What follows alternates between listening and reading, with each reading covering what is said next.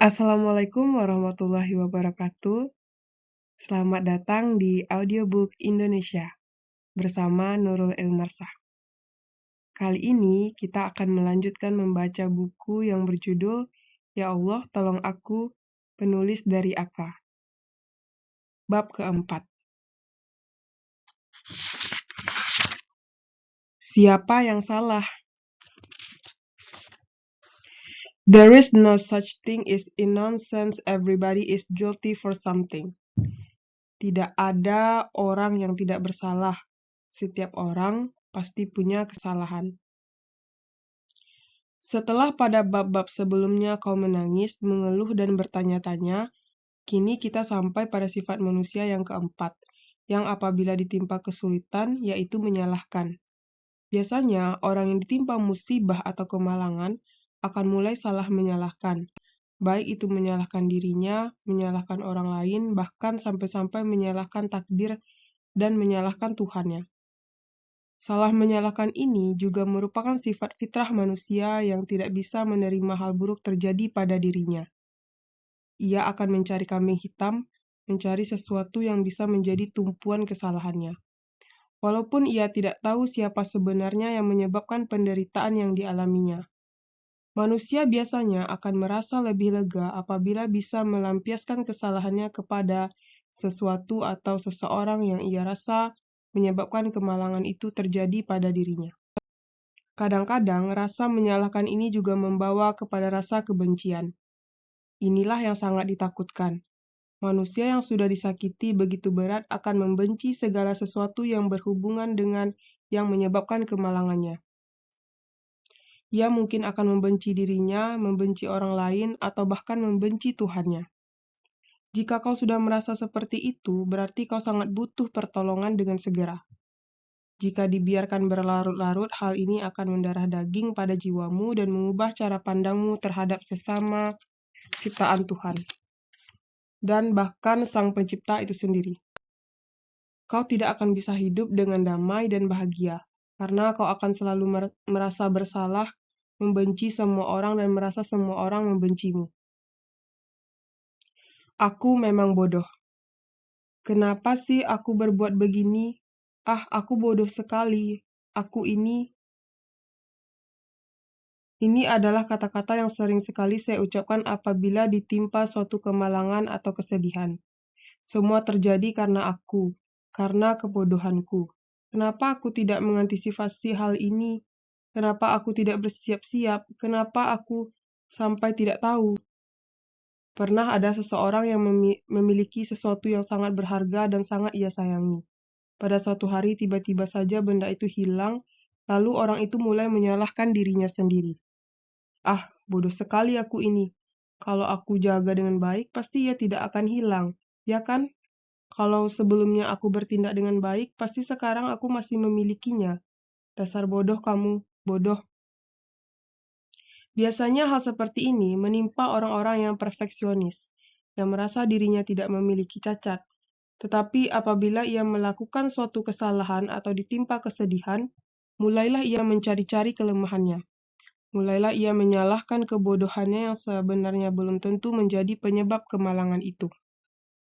Orang seperti ini juga sering menganggap dirinya adalah sumber dari segala sumber kesialan yang terjadi di sekitar dirinya. Jika ada sesuatu yang salah, dia anggap pastilah dia yang melakukannya. Orang seperti ini juga sering menganggap dirinya adalah sumber dari segala sumber kesialan yang terjadi di sekitar dirinya. Jika ada sesuatu yang salah, dia anggap pastilah dia yang melakukannya. Jika ada yang tidak beres, dia merasa dialah yang menyebabkannya. Walaupun itu juga belum tentu. Ia menganggap dirinya pembawa sial, dirinya pembawa kerusakan, dirinya tidak pernah berbuat sesuatu dengan benar, dan sebagainya. Yang terakhir, orang seperti ini sebenarnya di bawah sadarnya tidak mengakui bahwa dirinya lah penyebab kesalahan itu, sehingga itulah sebabnya kenapa ia memaki-maki dirinya sendiri.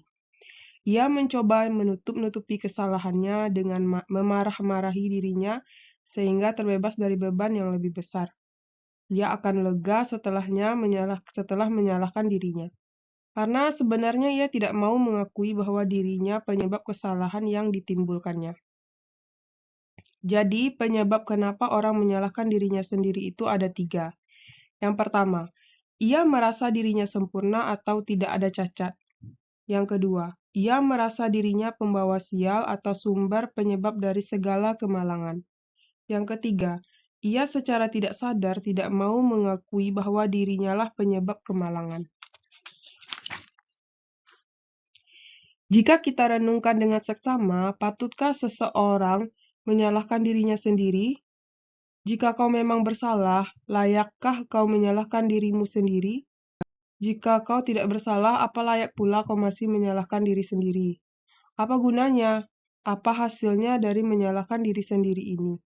Dari yang saya rasakan dan alami, penyalahan pada diri sendiri hanya akan membawa kepada satu hal. Yang pertama, menyakiti diri sendiri. Entah apakah sebenarnya kita salah atau tidak, perbuatan menyalah-nyalahkan diri sendiri malah akan membuat diri kita merasa bersalah. Apabila kita merasa bersalah, hati juga sepanjang hari akan tersiksa dan sakit. Inikah yang kau inginkan? Kau ingin merasa bersalah? Kau ingin menyakiti diri sendiri? Kau ingin menghukum dirimu karena melakukan suatu kesalahan? Jangan menyiksa diri sendiri. Untuk apa orang menyakiti dirinya sendiri? Siapa sih yang menginginkan itu? Apa kau tidak kasihan kepada dirimu sendiri? Jika kau punya musuh, pasti musuh itu akan merasa senang melihatmu tersiksa karena dirimu sendiri. Begitu pula dengan setan, mereka akan senang melihat kau semakin hari merusak dirimu sendiri tanpa sebab. Setiap hari kau akan dimakan oleh rasa bersalah yang merusak diri. Sedikit demi sedikit hingga tanpa disadari, hal ini akan terkumpul dan membuat dirimu hancur pada akhirnya nanti. Jika memang kau merasa bersalah atau menjadi penyebab suatu kemalangan, ya sudahlah, manusia memang tidak ada yang sempurna. Minta maaflah kepada Allah atau kepada orang yang pernah kau sakiti, termasuk kepada dirimu sendiri. Tanamkan kepada dirimu bahwa kau sudah berbuat yang sebaik-baiknya, tetapi hasilnya memang belum sesuai dengan yang kau inginkan. Quran Surat Ali Imran ayat 135 yang artinya, dan orang-orang yang apabila mengerjakan perbuatan keji atau menganiaya diri sendiri, mereka akan ingat kepada Allah lalu memohon ampun terhadap dosa-dosa mereka. Dan siapa lagi yang dapat mengampuni dosa selain daripada Allah? Dan mereka tidak meneruskan perbuatan kejinya itu sedangkan mereka mengetahuinya. Minta maaflah kepada dirimu sendiri. Bisakah ini? Ya, kau bisa. Kau sudah bersalah kepada diri sendiri. Kau sudah menyakiti hati dan dirimu sendiri. Setelah sholat malam, luangkanlah sedikit waktu untuk berbicara pada kalbumu sendiri. Mintalah maaf kepada diri sendiri dan maafkanlah pula dirimu sendiri. Wahai diri, sesungguhnya aku sudah banyak bersalah kepadamu. Aku mengakui kalau engkau tidak sempurna. Aku mengakui kalau engkau wajar berbuat kesalahan. Maafkan aku yang telah menyalah-nyalahkanmu. Kamu tidak bersalah, aku memaafkanmu. Quran Surat An-Nisa ayat 110, yang artinya, dan barang siapa yang mengerjakan kejahatan atau menganiaya dirinya sendiri, kemudian ia memohon ampun kepada Allah, niscaya ia akan mendapati Allah Maha Pengampun lagi Maha Penyayang. Insya Allah, setelah kamu minta maaf kepada dirimu sendiri dan kepada Allah, jalanmu ke depan terasa lebih terang dan semua beban di hatimu akan terangkat. Sekali lagi, manusia itu tidak ada yang sempurna. Manusia itu wajar berbuat kesalahan. Ingatlah itu baik-baik. Semua orang brengsek. Brengsek benar dia. Dialah yang menyebabkan aku menjadi begini. Semua laki-laki brengsek, semua wanita brengsek, semua orang brengsek. Jika dilihat dengan seksama, kalimat-kalimat di atas selain menyalahkan orang yang menyebabkan kau menderita, itu juga ikut menghakimi orang lain yang sebenarnya tidak salah apa-apa kepadamu. Akuilah, kau kadang-kadang juga merasakan hal seperti itu, bukan? Sebagai contoh, ada seorang wanita yang begitu mencintai kekasihnya. Ia begitu penuh perhatian. Ia memberi kasih sayang yang begitu besar dan rela berkorban apa saja demi kekasih yang dicintainya. Bahkan ia sampai merelakan kegadisannya diberikan kepada sang kekasih yang berjanji mencintainya sampai mati dan akan menikahinya. Tapi suatu hari ia mendengar kabar bahwa sang kekasih tercinta telah pergi dan menikah dengan wanita lain. Betapa hancurnya hati sang wanita itu. Ia sudah begitu percaya kepada kekasihnya, tetapi ternyata ia disakiti dan dianggap sebagai pelampiasan nafsunya saja. Jika ini sudah terjadi, biasanya orang akan membenci semua hal yang berhubungan dengan yang menyakitinya. Sang wanita di atas selain membenci kekasihnya yang melukainya, juga akan membenci semua pria. Ia menganggap semua pria brengsek, menganggap semua pria hanya akan menyakitinya saja. Jika di hati seseorang sudah ditanamkan rasa benci kepada setiap orang, cara pandangnya dalam menghadapi kehidupan di sekitarnya akan berubah. Ia jadi malas menyapa orang lain, segan bercakap-cakap, sebal jika melihat orang yang mencoba mendekatinya, dan sebagainya. Hal ini pertama-tama timbul akibat trauma yang dialaminya. Ia begitu takut akan mengalami hal yang sama dan tidak ingin merasa sakit lagi sehingga egonya bekerja melindungi dirinya sekuat mungkin, bahkan sampai membenci semua orang yang ditemuinya. Yang kedua, ia merasa semua orang bersikap jahat kepadanya. Seakan-akan semua orang yang dikenalnya dan semua orang yang ditemuinya memiliki niat jahat kepada dirinya. Ingin mencelakainya, ingin menyakitinya, ingin menghancurkannya, dan sebagainya. Tenanglah, wahai saudaraku, Allah masih beserta orang-orang yang tenang dan sabar. Janganlah menghakimi semua orang yang karena perbuatan satu orang saja. Apabila kau memang benar-benar ingin menyalahkan seseorang, salahkan saja orang yang menyakitimu, tetapi janganlah salahkan semua orang yang ada di dunia ini. Mereka sama sekali tidak salah kepadamu. Mungkin bahkan di antara mereka ada yang bisa menolongmu. Ingatlah, jika kau bersikap begitu, kau bukannya malah mendapatkan simpati, tetapi bahkan malah akan dijauhi oleh semua orang. Saya tahu, kau sakit hati, kau sedih, kau sengsara. Tetapi hidup ini masih panjang. Kau masih akan bertemu dengan banyak orang di dalam hidupmu. Jika kau sendiri sekarang yang memutuskan, apakah ingin bersikap memusuhi semua orang yang akan menyebabkan kau juga akan dimusuhi oleh semua orang lain. Kemudian tetap berkawan dengan orang lain, mungkin dengan begitu kau bisa mendapatkan sesuatu yang kau cari-cari sekaligus bisa melupakan dan mengubur kesedihanmu. Ingat sekali lagi, bukan dunia ini yang kejam kepadamu. Semua orang tidak memusuhimu, tetapi kau sendirilah yang menciptakan kondisi seperti itu. Kau menganggap dunia dan seisinya kejam dan memusuhimu, padahal sebenarnya tidak demikian. Ingat pepatah nenek dulu, dunia ini tidak sedaun kelor. Masih banyak orang yang menyukai dirimu. Masih banyak yang bisa kau temukan pada dunia ini. Masih banyak yang bisa kau lakukan. Jangan terpaku hanya pada satu hal saja sehingga melupakan hal-hal lain yang mungkin bisa membahagiakanmu. Tuhan kejam. Kenapa engkau menyimpan kesedihan seperti ini kepadaku?